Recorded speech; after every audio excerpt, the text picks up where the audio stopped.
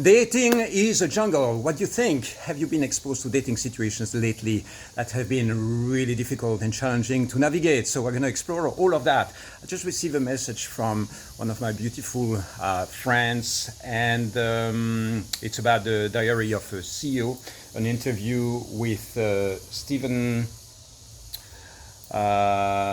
with Chris Williamson and Stephen Bartlett. Is interviewing him. Maybe you have seen it.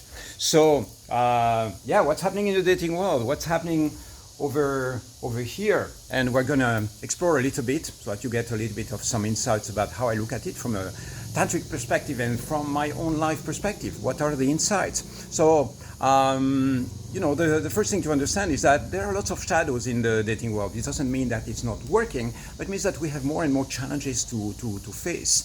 And here are a few of the things that I think are very difficult to navigate, and we're gonna go straight into it. The first one is playing games. So, this thing where I'm not going to answer straight away because otherwise he's going to feel that I'm too available or da. So there is all these structures and mindsets and belief systems that are going to create a strategizing of the dating world, and that kills basically the authenticity and the spontaneity of what you can experience with somebody. So instead of playing games, just be like a little bit more natural and a bit more open, and I think that really works. Authenticity and truth, when two people are meeting from that place, instead of having to go through all the hurdles and of being in this cryptic space where you have to try to understand what she means or what he means, and it's all very complicated. And it doesn't have to be that complicated. It's like two people who want to date, it's two people who open their hearts to connect. And most of the times when you come from that place, from the tantric perspective, which is like entering into an energetic resonance field, it makes everything way easier. But this is the first tip for you. Don't play games. I have a hashtag for that. It's hashtag no games. Make it simple, make it approachable, make it natural, make it fun to date you. Okay, that's the first one. The second one is projections. So if you come out of a breakup situation, you come out of a long relationship where you got hurt, where there was abuse or something like that, then the thing that tends to happen is like we tend to overgeneralize, right? We're gonna say, because I had an experience with that woman, women are like that, right? For instance, if I have an experience with a woman who is a bit, too intense, then I build up a belief that says, for instance, women are crazy. And this is a cognitive distortion. It's an overgeneralization. That's not true at all. But somehow I start building that belief. And then next time I go on a date and I project that into the field, she's going to feel it. She's going to be, that guy is not really opening up emotionally because he's holding back. So this is not something that I'm facing personally, but just to give you an example. The same, for instance, if you're a woman and you arrive in a space with a man, and from the beginning you're already judging, having the whole list of the things that he can potentially do wrong, and you're projecting all that into the field without even giving him a chance, then it's going to be very complicated for him to open up or simply to convince you. It's like, basically what you're saying very often is like, he is guilty until he proves to me that he's not. So we're going to throw at him all these tests and all these challenges and see how he responds to all that. And so it makes it really difficult. It makes it really challenging. The other thing might be just baggage, right? Baggage from the past. Sometimes I ask this question in my circles over here. If it's for women, but for men it's the same thing. Do you love men? Do you want to have men in your life? And repeat after me. I love men. I want men in my life. And very often I'm going to encounter situations with women where they are not able to say that. You say, I'm not sure if I love men. Well, guess what? If you don't love men, men are not going to love you back. It's a very simple thing. And it's the same the other way around. It's like, if you want to connect with a woman, you have to be in a place where you have this opening, this openness, this desire to connect, this desire to click, this trust as well, and start engaging from that place. This doesn't mean that you have to be stupid. You have to listen to the warning signs, to the red flags, all of that. The potential fears that you might have in there are sometimes valid fears, but sometimes there is an overprojection. Have you ever been on a date and feeling like what is being projected and sent at you is all like mindsets that have been constructed that have nothing to do with you, right? And then suddenly this is being projected. I was on a date one time, a long time ago, and this woman comes to me and she's like, I know your type, and I know what you do, and I'm not going to play that game. I go like, who am I? What am I doing? What? You know, the whole set of projections. And before I even open my mouth, before we even spend like 5 minutes together, there is already like this projection and this weight that is being put in the field. And this comes precisely from past traumas, past experiences, and all that. So if you want to be magnetic, you've got to check in on your shadows. I've got to arrive into a space where I'm not projecting the summary and the accumulation of past energetic energies and emotions into the field with a new potential partner that I may be having. Just give her a chance, man. Give him a chance. And eventually you will notice that if there isn't all this projection, then the space is going to be way more relaxed. You see, we have the capacity to create a certain vision, certain projections. And we do that through the thoughts and the emotions that we're accumulating. And so when we do that, what we're doing is like we are preparing literally a space for the other person to come in. It's like I'm preparing this chair, I'm preparing this other space. And in this space, I'm going to have all these thought forms that have been projected. And if the core, my core belief or my core idea is I love women. Women are beautiful. Women are amazing. I had so many incredible experiences with incredible women in my life. And I'm so grateful. And I want to have women in my life. I want to connect deeply with one person. I want, all these are positive belief systems that reinforce the calling or the magnetization of a beautiful being in my life. And the same the other way around. I see the women over here in my community who are very successful with men, and they have a lot of options. And sometimes they might not be the most attractive physically, but what they do is like they allow men to feel really comfortable and really safe in their place. Men enter into their space and say, oh, this is going to be fun. I can already feel that we are magnetizing, that we are connecting. You're not bringing in triggers from the past. There is no projections and so on. So that's the first step to really magnetize somebody is check your shadows. And if you notice a mindset or a belief that is like a projection, there is this accumulated rage or anger or frustration that you never expressed to your ex, and now the next man who comes into your field is going to be the target of this frustration, you've got to check that, because this is a big shadow that might be in the field. And again, it works both ways. It works if you are in a gay relationship as well. If you are a lesbian, it doesn't matter who the other person is. It doesn't matter the gender. This is something that has to do with human dynamics, but it is clearer and stronger when we are in romantic connections. Okay. Another big shadow in the dating field is transactional dating. Transactional, you give me sensual gratification, I give you money, right? I pay for everything, and then you give me the sensual gratification or the sexual gratification. So having a little bit of that is beautiful, it's fine. Like I love paying for my dates. I love when we are out and being the man and showing up and taking care of my woman. I love doing that. But sometimes there is going to be this feeling that we enter into a transactional dynamic that is not very, very healthy. And it can have to do with money, it can have to do with emotional support, it can have to do with lots of different aspects of the dating. But basically it's like, I'm not going to give it to you unless you give it to me.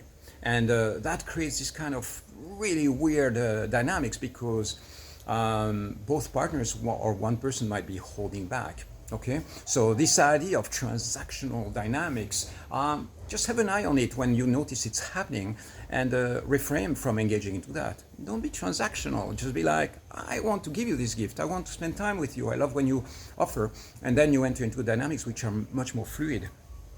Okay, the next tip for you is action, engage. You know, this idea that men have to do all the approaches and that women have to be just there magnetizing and flirting and not actually taking steps and not opening up.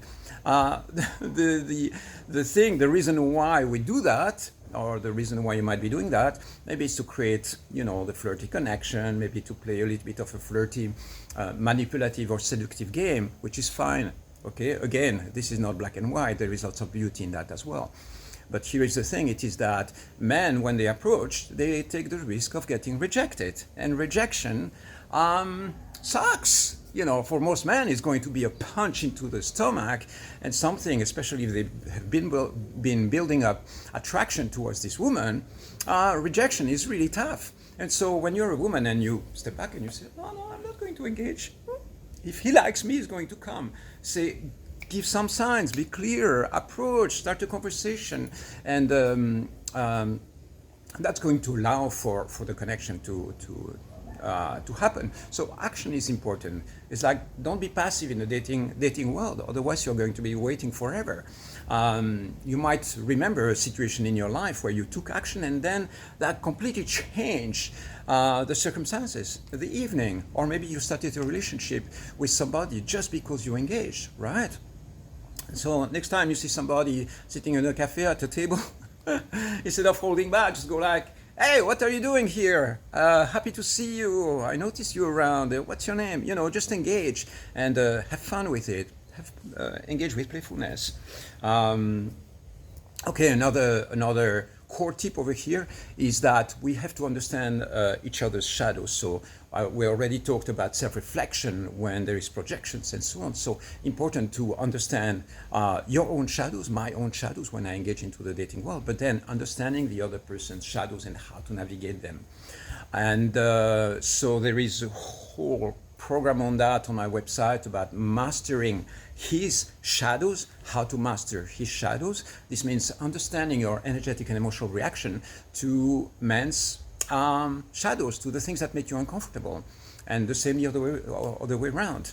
For men, it's understand or master her shadows. And what I mean by that is really master your energetic or emotional response to when you are being exposed to aspects of your date, women, your partner, that might be uncomfortable to you. And this is a whole thing to understand and navigate. And when your strategies are really well anchored in that, it makes it way easier because you see the tests coming your way. You go like, I know that one, I've been already exposed to that one a few times in the past. Okay, yeah.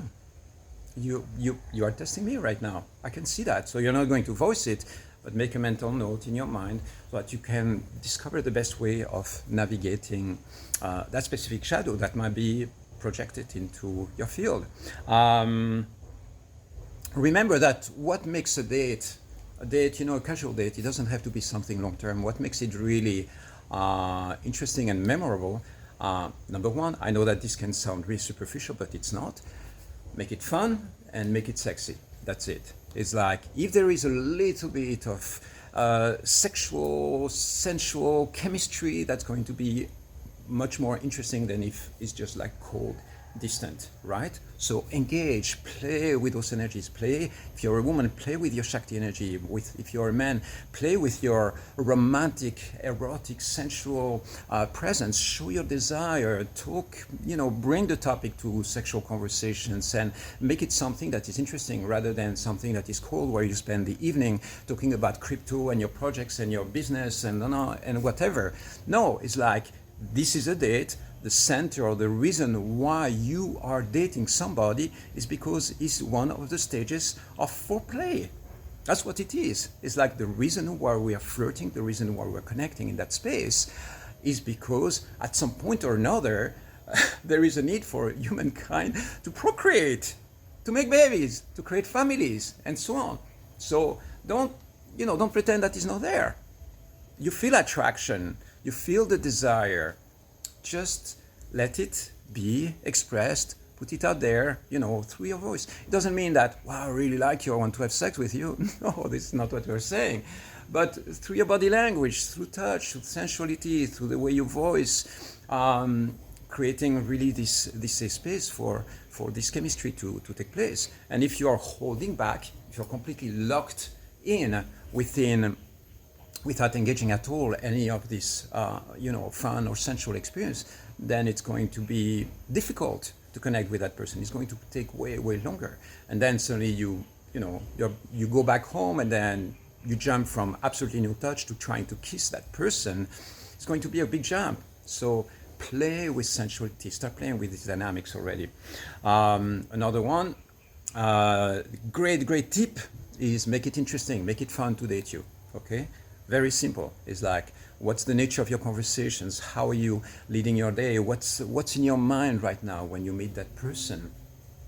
Make it interesting, make it fun. Do you have an interesting life? Would you date yourself? And if the answer is no, what can you do? Check on the topics of conversation. What are the things that you're saying or not saying?